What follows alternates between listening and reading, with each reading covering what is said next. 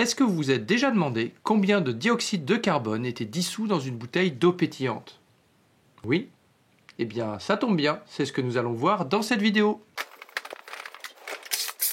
Vous venez? Bonjour à tous, j'espère que vous allez bien. Alors, la vidéo d'aujourd'hui est un exercice qui s'inscrit dans une séquence de cours autour de l'opération unitaire d'absorption et son application au lavage des gaz. Alors, si vous n'êtes pas familier avec les appellations propres au génie des procédés, sachez que l'absorption, ça concerne en fait la possibilité de capturer un gaz à l'aide d'un liquide ou d'un solide. Le cas auquel nous allons nous intéresser ici, dans cette vidéo, c'est la dissolution d'un gaz dans un liquide. Et pour changer les habitudes, je vous propose de commencer par une petite expérience que vous pouvez tout à fait reproduire dans votre cuisine, à condition évidemment de disposer du matériel adéquat. Alors, dans un premier temps, ce que je vous propose, c'est de faire une petite expérience par nous-mêmes pour essayer de voir si on peut mesurer en fait la quantité de CO2 qu'on va pouvoir injecter dans de l'eau grâce à cet appareil notamment qui permet de gazéifier de l'eau. Alors pour ça, on va utiliser la bouteille qui se trouve ici. Donc on va d'abord procéder à une pesée de cette bouteille vide dans un premier temps. Et puis ensuite, on va la remplir entièrement d'eau pour déterminer le volume total de la bouteille, puisqu'on verra par la suite qu'on en aura besoin en fait pour regarder un petit peu si on peut prévoir les quantités qu'on va obtenir dans la bouteille. Et puis, on va mettre la quantité d'eau qu'on souhaite, on va gazéifier l'eau et on va voir si on observe une différence de masse pour la bouteille entre la version donc non gazéifiée et la version gazéifiée. Donc c'est parti, tout de suite, on commence par peser la bouteille vide avec et sans le capuchon, comme ça on disposera des deux grandeurs suivant si on en a besoin ou pas par la suite.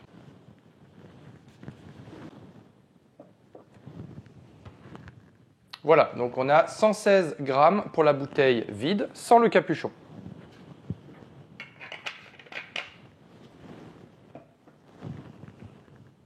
Et on a 128 grammes pour la bouteille vide, cette fois-ci avec le capuchon. Donc ce que l'on va faire à présent, c'est qu'on va remplir intégralement la bouteille d'eau jusqu'à ras-bord pour essayer de déterminer en fait la masse totale d'eau que l'on peut mettre dans la bouteille. Et connaissant la densité de l'eau à la température à laquelle on travaille ici, on va pouvoir remonter en fait au volume disponible dans la bouteille. Alors pour faire cela, j'ai préparé un petit peu en avance donc une carafe d'eau et dans cette carafe d'eau, j'ai mis un thermomètre de façon à connaître la température de l'eau que l'on a ici. Donc là, je lis 18 degrés. Donc on a une eau à 18 degrés.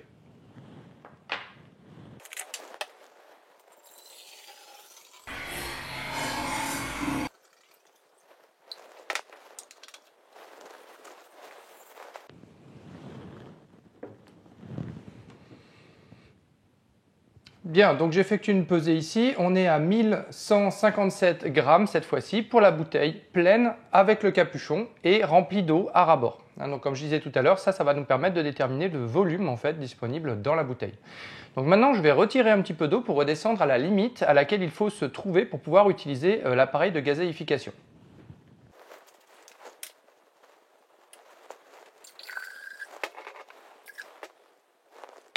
Voilà, donc c'est fait. Maintenant, je vais reboucher la bouteille et on va effectuer à nouveau une pesée, cette fois-ci pour connaître la quantité d'eau qui a été ajoutée dans la bouteille.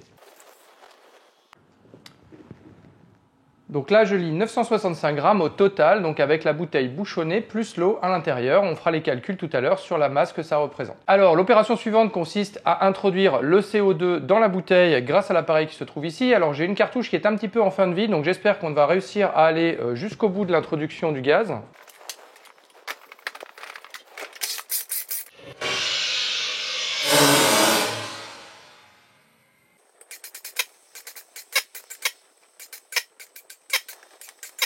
Voilà, on va s'arrêter là.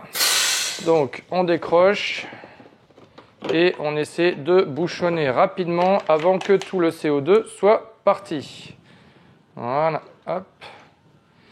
Donc on va à présent peser à nouveau la bouteille et cette fois-ci donc avec le CO2 introduit à l'intérieur. Donc vous aurez remarqué qu'il n'y a pas de sortie d'eau lors du remplissage, donc l'eau ici est la même que celle qu'on avait juste avant.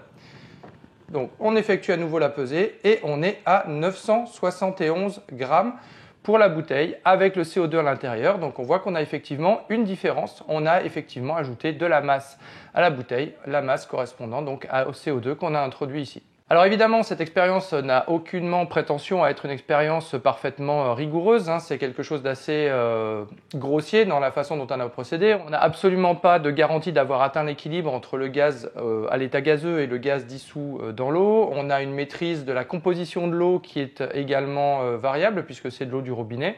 Par contre, on a bien pris soin de mesurer la température parce qu'en l'occurrence, c'est un paramètre qui est important dans la caractérisation de ces équilibres liquide-vapeur. Voilà, donc ce que je vous propose à présent, c'est de passer au bureau pour essayer de mettre tout ça en équation et voir si les observations qu'on vient de faire peuvent coller avec les données qui sont tabulées concernant la solubilité du CO2 dans l'eau et les paramètres qu'on a utilisés ici pour faire l'expérience. Allez, direction le bureau. Bien, donc je vous propose dans un premier temps de reprendre les données numériques que nous avons obtenues grâce à l'expérience que nous venons de réaliser. Donc nous nous sommes intéressés à une bouteille équipée d'un capuchon dans laquelle se trouve un certain volume et dans lequel nous allons placer le CO2.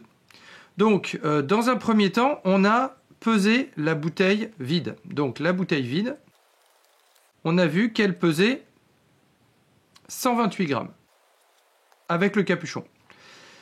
Toutes les mesures seront faites avec le capuchon. Ensuite, on a rempli la bouteille à ras-bord, donc la bouteille pleine à ras-bord d'eau. Cette bouteille-là, on l'a pesée à 1157 grammes.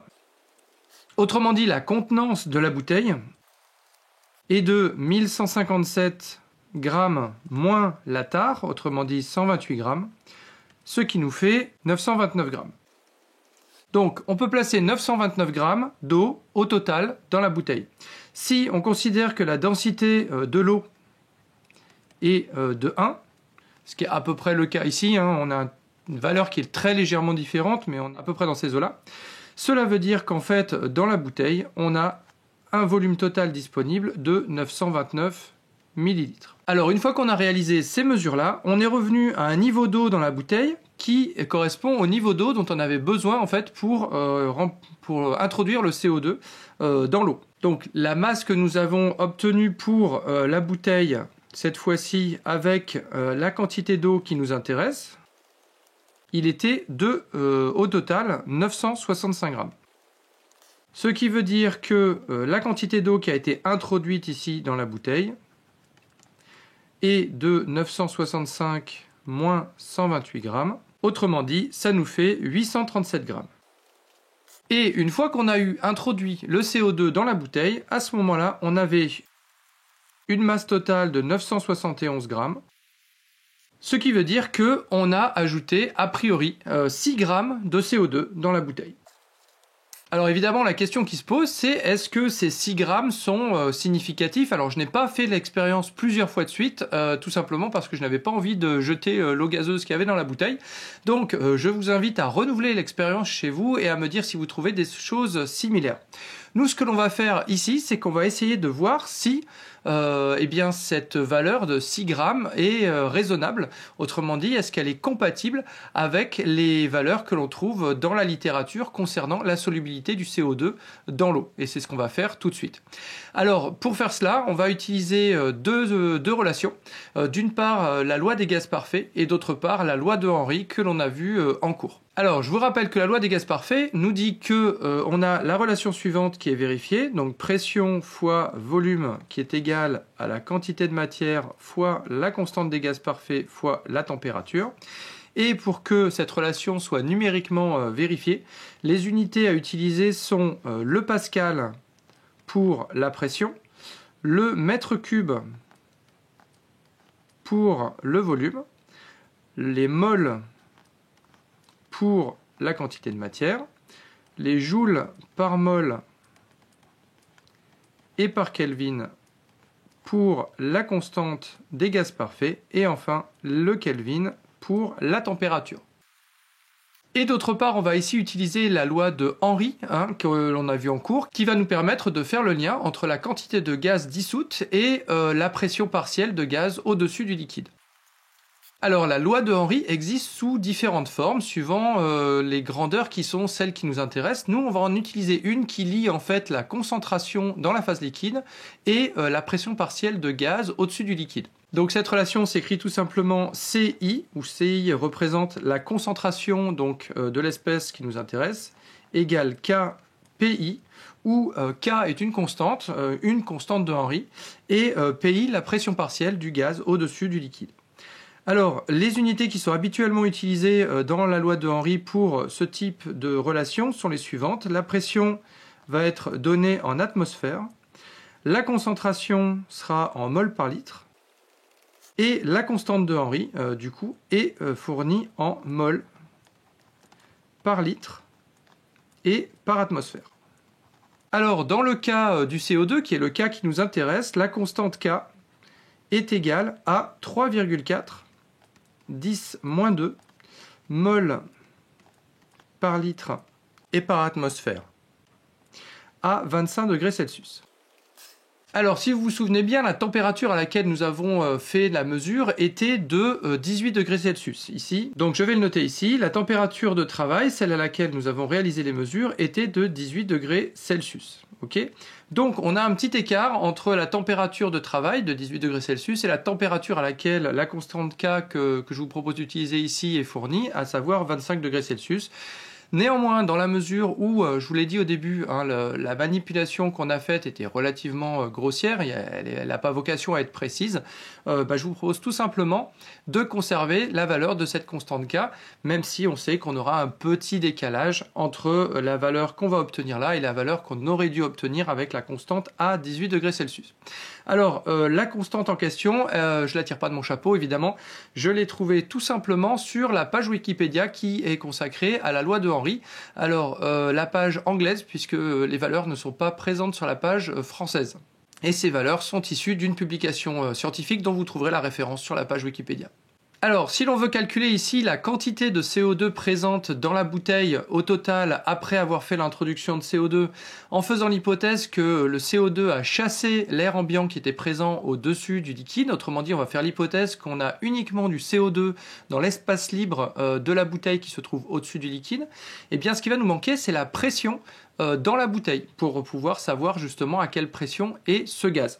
Donc pareil, je suis allé voir un petit peu sur internet quelles étaient les valeurs qui étaient fournies, notamment les valeurs, les spécifications qui étaient fournies par le constructeur de l'appareil que j'ai utilisé pour gazéifier la bouteille. Et la conclusion, c'est que la pression dans la bouteille sera entre 2 et 3 bars.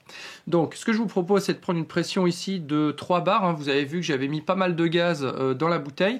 La valve de sécurité qui saute à un moment, on l'entend un petit peu, elle est à 3,8 bars de sécurité. Donc je pense que 3 bars, c'est quelque chose qui est relativement raisonnable. Donc je vous propose de prendre cette valeur. Donc on va prendre une pression P qui est en fait égale à la pression de CO2 étant donné qu'on fait l'hypothèse qu'il n'y a pas d'autre gaz au-dessus du liquide, et on va prendre ici une valeur de 3 bars pour cette pression. Voilà, donc normalement on a toutes les informations dont on dit qu'on a besoin pour faire l'estimation de la quantité de CO2 qui a été introduite dans la bouteille. Si vous voulez prendre quelques minutes pour faire le calcul par vous-même, eh bien c'est le moment de le faire. Je vous reprends juste après pour vous donner la solution.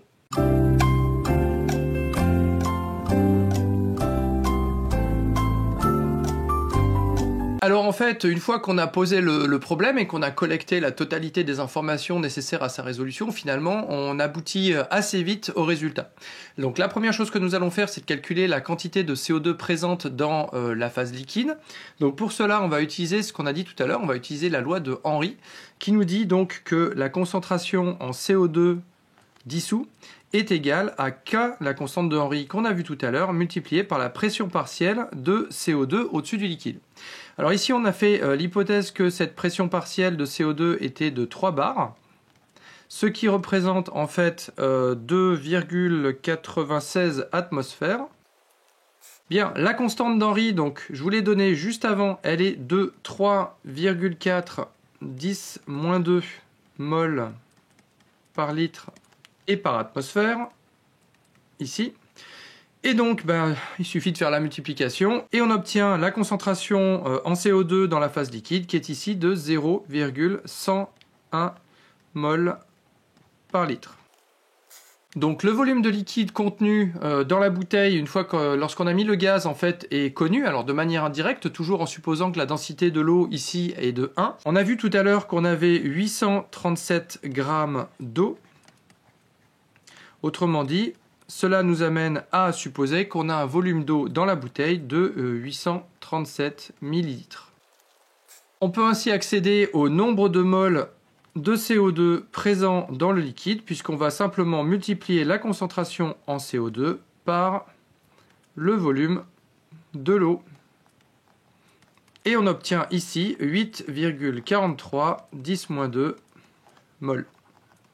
Ça, c'était pour la phase liquide. Maintenant, pour la partie qui reste au-dessus du liquide, donc la partie qui était initialement remplie d'air et qu'on suppose maintenant être intégralement remplie de CO2 à la pression de 3 bars. Et bien cette fois-ci, on va utiliser la loi des gaz parfaits et on obtient que le nombre de moles est égal à la pression donc de CO2 fois le volume disponible dans cet espace libre, divisé par la constante des gaz parfaits multipliée par la température.